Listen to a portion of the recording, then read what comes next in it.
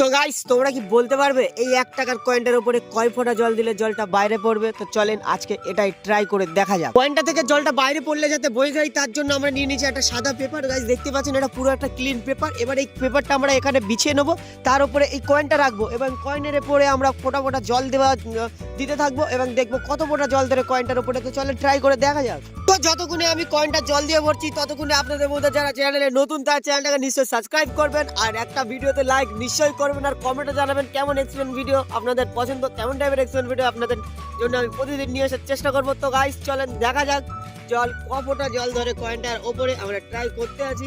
চলেন দেখা যাক, একটু ভিডিওটা একটু ফাস্ট ফরওয়ার্ড করে দিচ্ছি যাতে আপনাদের টাইম বেশি না হয়। তো ইতিমধ্যে আমরা পুরো 65 ফোঁটা জল দিয়ে ফেলেছি, জলটা এখনো বাইরে পড়েনি। তো চলেন দেখা যাক কত ফোঁটা জল পড়ে।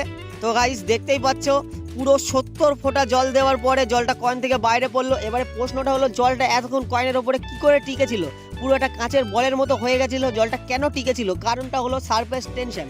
সারফেস টেনশনটা হলো জলের অণুগুলো একে অপরকে শক্ত করে আঁকড়ে ধরে রাখে আর জলের ওপরে একটা পাতলা লেয়ার তৈরি হয় যেটার নাম হলো সারফেস টেনশন।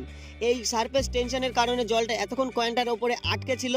তো গাইস এটা একটা সুন্দর সায়েন্সের এক্সপেরিমেন্ট, এটা আপনারা নিশ্চয়ই বাড়িতে ট্রাই করে দেখবেন, খুব সুন্দর এক্সপেরিমেন্ট, খুব ভালো লাগবে। তো গাইস ভিডিওটা ভালো লেগে থাকলে চ্যানেলটাকে একটা নিশ্চয়ই সাবস্ক্রাইব করবেন আর একটা লাইক নিশ্চয়ই করবেন ভিডিওটাতে। এরকম এক্সপেরিমেন্ট ভিডিও প্রতি রবিবার করে আপনাদের জন্য আমি নিয়ে আসবো। প্রতি রবিবার করে একটা করে সায়েন্সের এক্সপেরিমেন্ট ভিডিও নিয়ে আসবো আর এমনি সময় চ্যালেঞ্জ ভিডিও আর এমনি এক্সপেরিমেন্ট ভিডিও নিয়ে আসবো আপনাদের।